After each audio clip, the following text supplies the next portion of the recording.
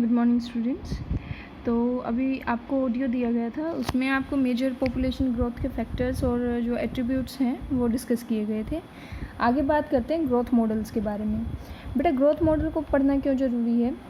Growth model को पढ़ना इसीलिए ज़रूरी है ताकि हम ये समझ सकें कि क्या नेचर का एक अपना खुद का कुछ अलग तरीका है जिसकी वजह से वो ह्यूमन ग्रोथ और एनिमल ग्रोथ रेट को कंट्रोल कर सकती हो, या क्या कुछ ऐसी सिमिलरिटी है जो ह्यूमन ग्रोथ को और एनिमल ग्रोथ में सिमिलर मिले।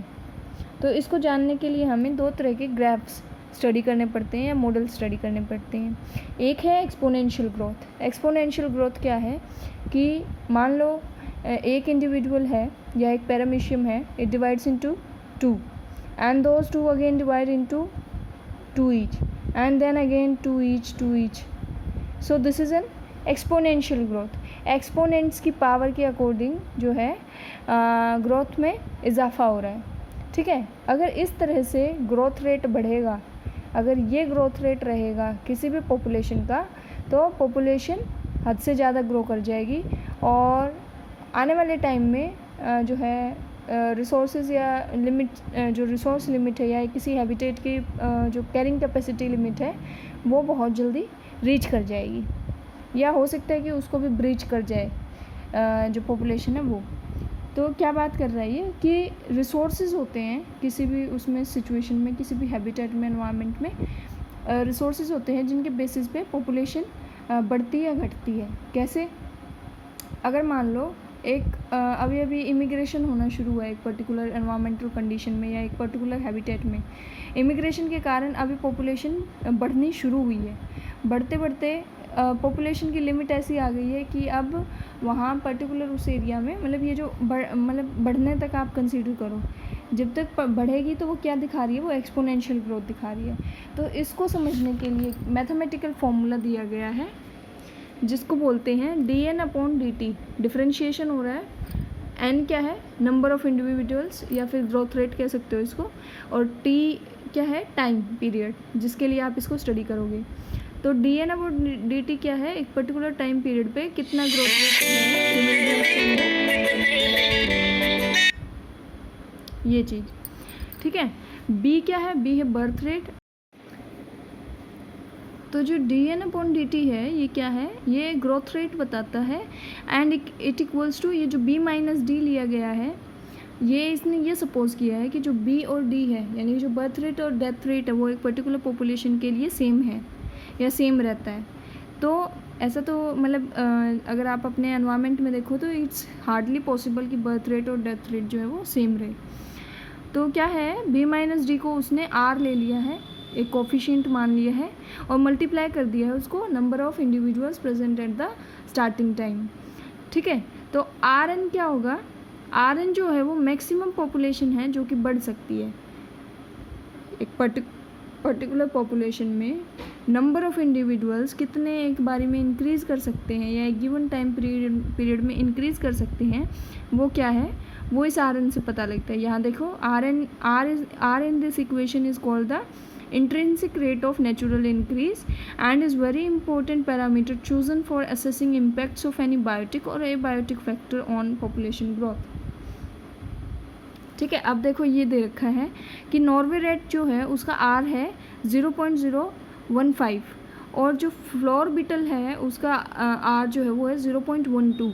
तो क्या आप कंपेयर करके ये बता सकते हो कि किसका पॉपुलेशन रेट ज़्यादा रहेगा? ऑफकोर्स फ्लोर बीटल का ज़्यादा रहेगा। ठीक है। अभी आगे एक और इक्वेशन है जिसमें दे रखा है NT, यानी कि number of individuals at a particular time period equals to number of individuals at the starting time into e raised to the power r into t। r is the rate and t is the time considered. इसको multiply करेंगे exponential function को, जब आप solve करोगे log के through, तो आपको अपना जो है NT मिल जाएगा, एक्सपोनेंशियल ग्रोथ रेट मिल जाएगा पर्टिकुलर पॉपुलेशन के लिए। ठीक है। फिर बात करते हैं कि लॉजिस्टिक ग्रोथ की। लॉजिस्टिक ग्रोथ जो है वो ज़्यादा रियलिस्टिक माना जाता है। क्यों? क्योंकि इसमें ये कंसीडर किया जाता है कि कोई भी पॉपुलेशन किसी भी स्पीशीज़ की नेचर में अनलिमिटेड रिसोर्सेज को यूज़ नहीं कर सकती। हमेशा कंपटीशन रहेगा पॉपुलेशंस के बीच में, अलग अलग स्पीशीज़ के बीच में पर्टिकुलर एरिया के रिसोर्सेज को यूटिलाइज़ करने के लिए। और ये बात फैक्ट भी है। ऑक्सीजन को ही लगा लो, आपको भी चाहिए, मुझे भी चाहिए, एक डॉग है साथ में उसको भी चाहिए, काऊ को भी चाहिए, बफेलो को भी चाहिए। So there is competition for each and every natural resource present in the environment among various species और पॉपुलेशंस। फाइन।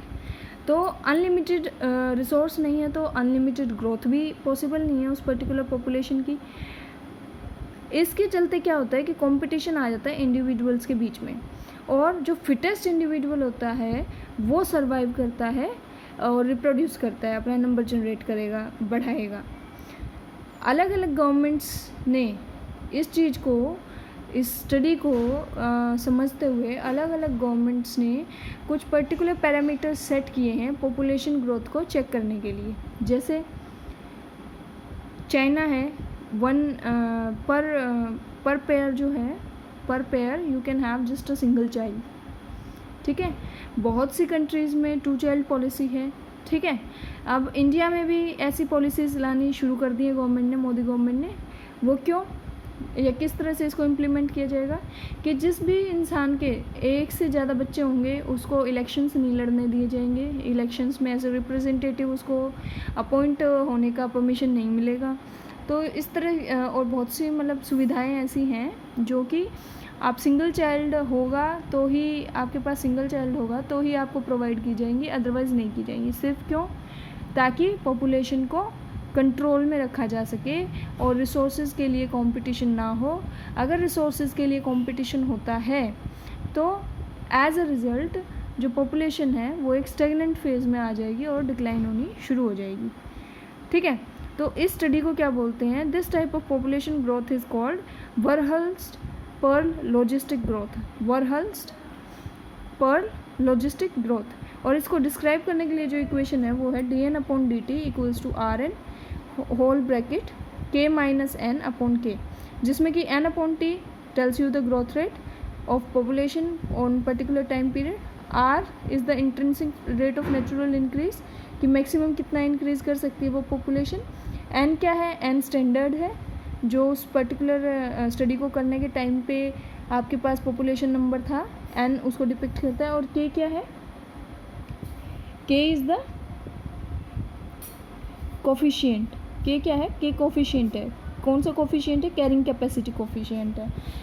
यानी कि एक एनवायरनमेंट एक टाइम पे कितनी जनता को सपोर्ट कर सकता है, कितने लोगों को खाना या पानी के मुहैया करवा सकता है, ये उस चीज़ को दिखाता है। ठीक है, अब जब इसको ग्राफिकली रिप्रेजेंट करते हैं तो हमारे पास ये ग्राफ आता है। It is given on page number 230 of NCERT कि जो हमारा वाई एक्सिस है उस पर हमने डिनोट किया पॉपुलेशन डेंसिटी को, डिनोटेड बाय n, और जो एक्स एक्सिस है उस पर डिनोट किया गया टाइम को। ये जो आपको रेड कलर की लाइन दिखाई दे रही है, ये क्या है? ये दिखाती है आपकी फर्स्ट वाली ग्रोथ, यानी कि एक्सपोनेंशियल ग्रोथ। इसमें देखो टाइम के साथ इंक्रीज़ करती जा रही है, जो पॉपुलेशन है डेंसिटी है वो इंक्रीज़ कर रही है। के क्या दिखा रही है? के जो ये एक्स एक्सिस के पैरेलल एक लाइन दे रखी है, ये क्या है? ये बताती है कैरिंग कैपेसिटी, यानी कि एक एनवायरनमेंट कितनी जनता को सपोर्ट कर सकता है, कितने लोगों को एक टाइम पे फीड कर सकता है, उसके रिक्वायरमेंट्स को पूरी कर सकता है। ये जो ब्लूइश कलर में आपको लाइन दिखाई दे रही है, ये क्या है? ये सिग्मोइड कर्व कहलाता है। क्या कहलाएगा? Sigmoid curve. इसमें 0 से जब आप स्टार्टिंग देख रहे हो तो शुरुआत में जो है ग्रोथ है। ठीक है, इस ग्रोथ को क्या बोलेंगे? इस फेज़ को क्या बोलेंगे? इसको बोलेंगे एक्सपोनेंशियल फेज़। इसके बाद जो लैग फेज़ है, लैग फेज़ क्या है? स्टेशनरी फेज़ जिसको बोलते हैं, उस तरह का फेज़ आएगा, यानी कि उससे ज़्यादा पॉपुलेशन इंक्रीज़ नहीं कर पाएगी, डेंसिटी उस पर्टिकुलर पॉइंट पे आके रुक जाएगी। तो ए और बी क्या दिखा गए हमें?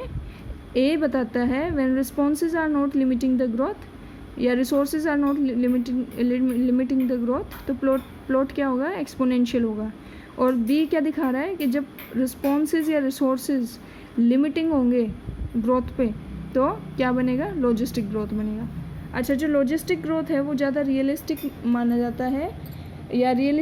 जाता है as compare to exponential growth. you have to state me the reason that why it is so. Okay, so with this our chapter finishes. In next class we will be starting with another chapter. So till then, complete the chapter. Take care.